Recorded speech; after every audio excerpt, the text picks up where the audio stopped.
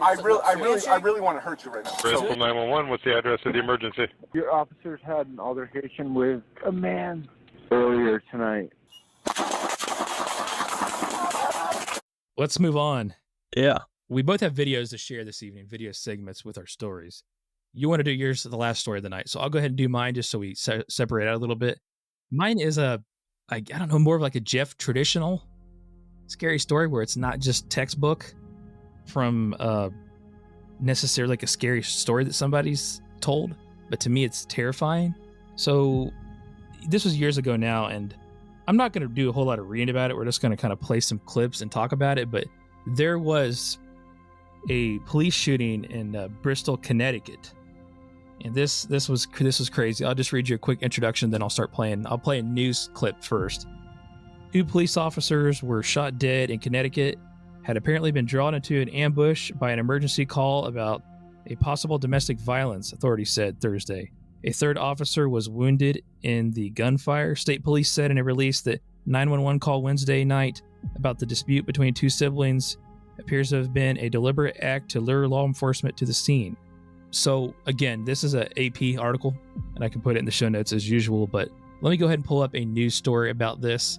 So I'm going to play a news story for it first, then we'll discuss for a few minutes. Then I actually have body cam footage on the scene of this incident. So let me dig this up real quick.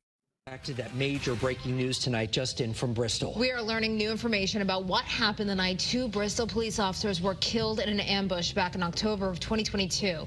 This Inspector General report is more than 60 pages long. We have team coverage as we go through each new detail, picture, and video release in it. We do want to begin right now with Channel 3 Eyewitness News reporter Dylan Farron. He is live outside the Bristol Police Department with some of the key takeaways for us tonight. Dylan?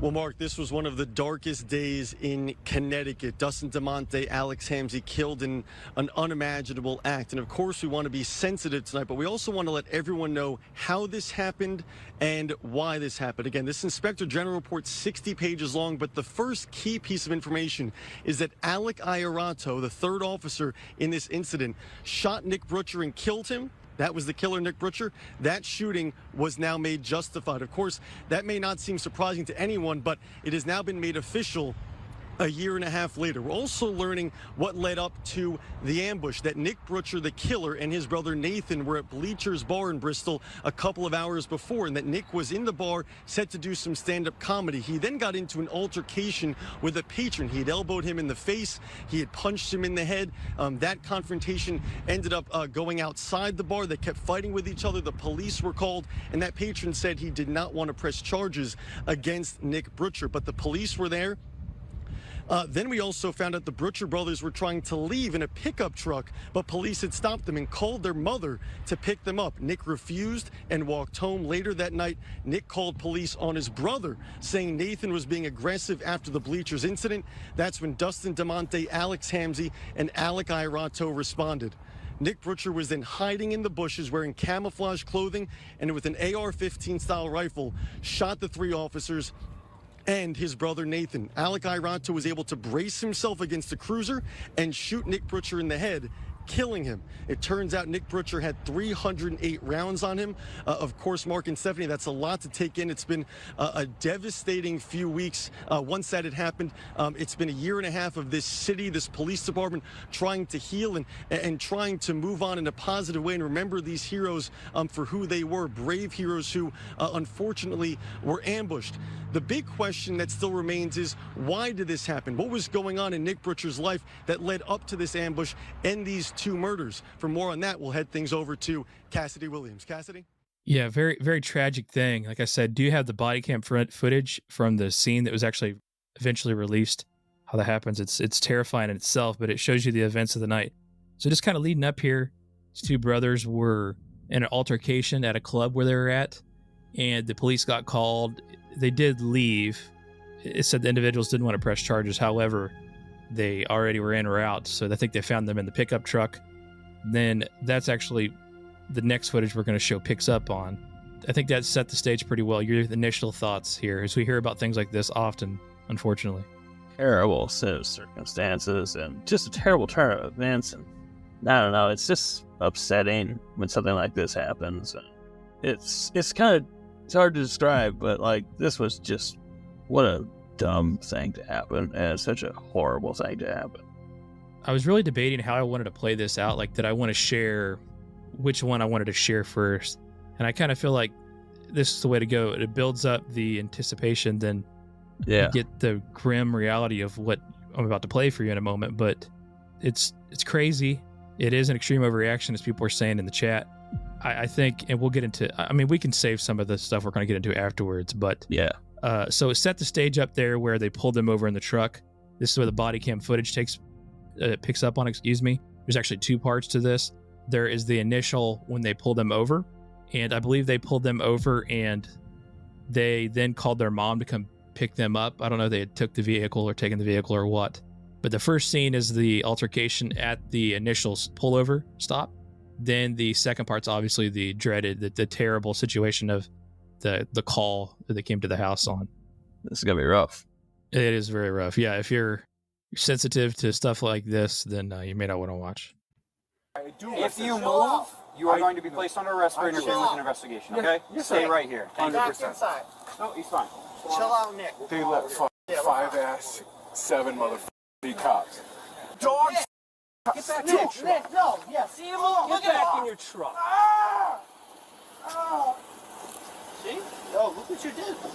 That's Yo, I really want to hurt you right now. So back yeah, up. man. Oh my God, I'm sorry. Tell him to get in the passenger seat. buddy. Tell him to get in the passenger seat, please. Like I won't. He doesn't see you listen from to me. 800 yards. 800 yards. Stop. Yeah. Officer T, could you move him? I know I'm you're fearing not for my allowed. life right now. Get back. He's 23 years old, Just brother. wants to be arrested for interfering, I think, at this point. Bristol 911, what's the address of the emergency? It is 310 Redstone Hill Road. Your officers had an altercation with a man earlier tonight. Right now.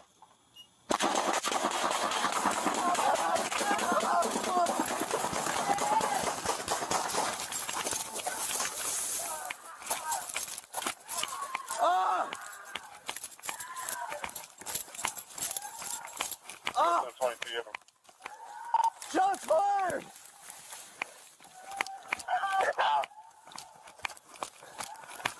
Oh!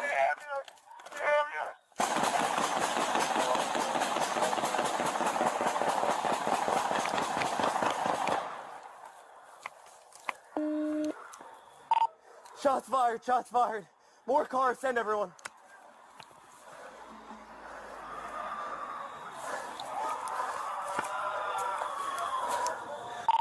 Officer shot, officer shot. Receive off shot. Ah!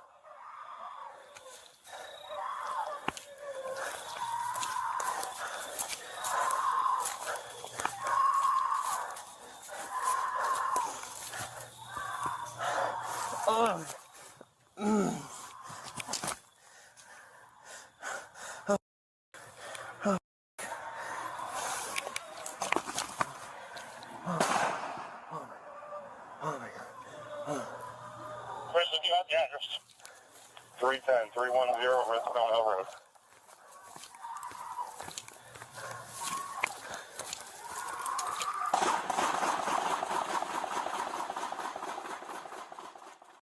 I can't speak for 100% certainty, but they do not show the exact moment of the death.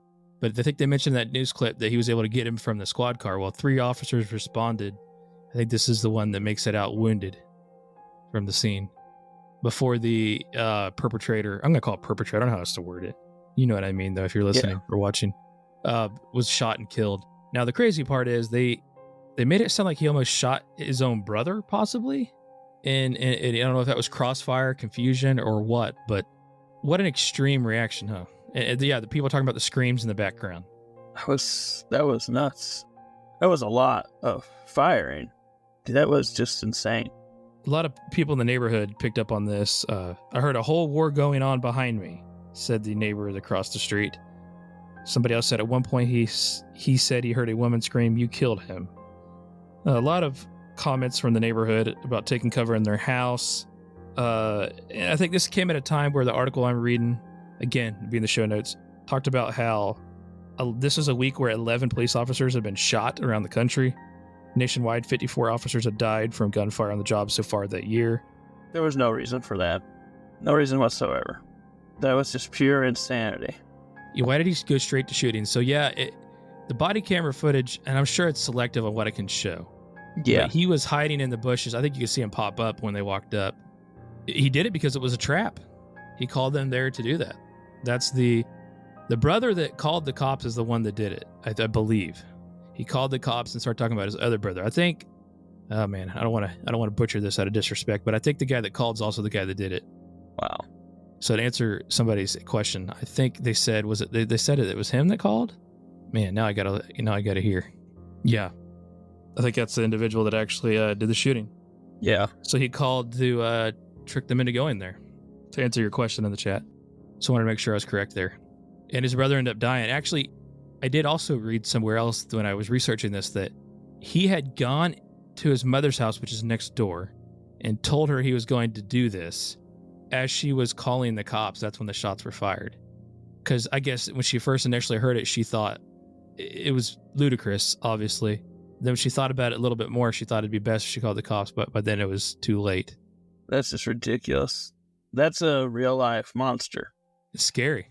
And there is no reason for those people to die that night. All the individuals, okay, at least 2 of the 3, and then okay, yeah. I think they're all actually from there, Bristol, too. The 2 that actually died had been on the force for quite some time, and I think were local high school kids there. So it's not like it was just some stranger. I mean, these are people in the community. Yeah. These are people in the community doing this to each other, people in the community dying, and it obviously serving to help you. I know there's not a whole lot you can say about it. Yeah. It kind of a shell shock to you. And it's kind of an extreme one for me to share, but to me, it was very scary to me. It's terrifying, yeah, because, this is something that happens, not quite to that extent, but this happens. People will just suddenly go nuts and start shooting people, and it's horrible. We went from doing a stand-up comedy gig to this. Yeah. In a few hours. That's such a completely different universe away from each other. 2 different things, right? Completely normal night, doing stand-up comedy in a bar, then later killing 4 people. Now, somebody's bringing this up. You already had beef with the cops. So what I don't know is, and we'll have to look into it more, the cops that they seem to have the beef with at the scene of the when they pulled their car over, I don't even know if they're the same cops that responded or not.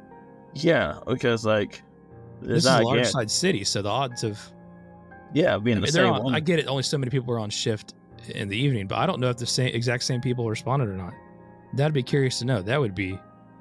I can't imagine how you'd feel if you were on the department. It'd feel terrible. Yeah, especially if they weren't the ones that were there earlier, and these were different people, and so those people didn't realize what I did there, get those guys killed. Yeah. There's no excusing it, obviously. Yeah, and I'm not 100% sure it was the case or not. Now I don't want to say anything I disrespect again, right. But that would be terrible. Yeah. I think the individual that survived was actually he had been on the force the least amount of time, I believe. And the instincts a lot of it comes down to luck, probably, where he was standing versus the others. But his ability to get out of there, then obviously be able to engage in gunfire later, is crazy. He had been wounded, so. That's nuts. I didn't expect him to be firing that many bullets, I'm not gonna lie. It was like... They said he had over 300 ready, didn't they?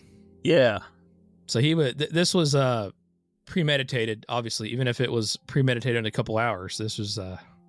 This would be a life in prison thing in that state, probably. Probably. That was the most justified shooting I've ever seen by police. Yeah, you like how they mentioned that it took a year and a half. I don't want to say do you understand, I guess, that process and how difficult that can be? But a year and a half to find them that it was justified. That's nuts. Question is, they go back to work after that? That kind of stuff I could not find. So if you are watching this and you are from there and you know more, feel free to comment, post, because this will release on YouTube later in clips. But yeah, we'd love to hear more about it. And about how it affected your neighborhood. I mean, your community. Can you imagine living in that neighborhood and hearing this? Oh, gosh. Literally, somebody said war. I'm not sure if there's a better way to describe it. It sounded like it to me. It sounds like every video you see out of Fallujah or something like that. Police officer DeMonte was 35, is a 10-year veteran, and the co-recipient of the department's 2019 Officer of the Year award. He was very focused on his career, furthering his career in education, the chief said. He earned a bachelor's degree in criminology. He worked as a school resource officer also for the department. And him and his wife were expecting their third child.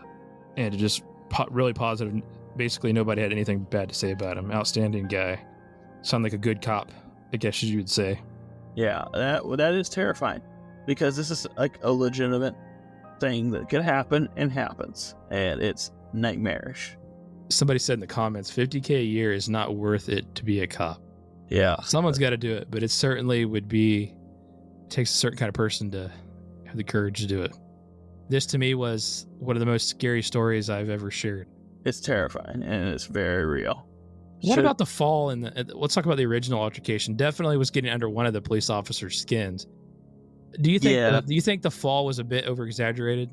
It definitely seemed like it. He seemed like he was on the ground and like calling out for an unusual amount of time.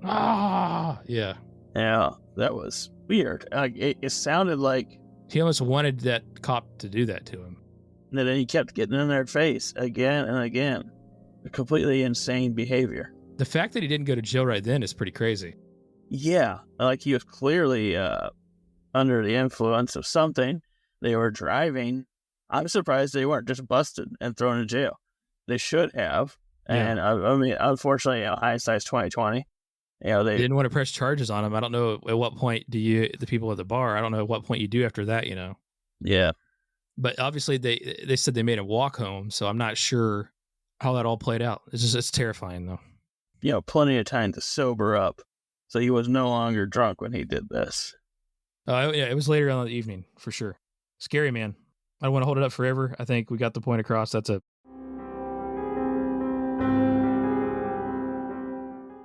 Jeff Townsend Media. CG, good night.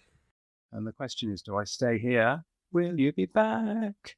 Are you gonna come back? Will you be back? Are you coming back?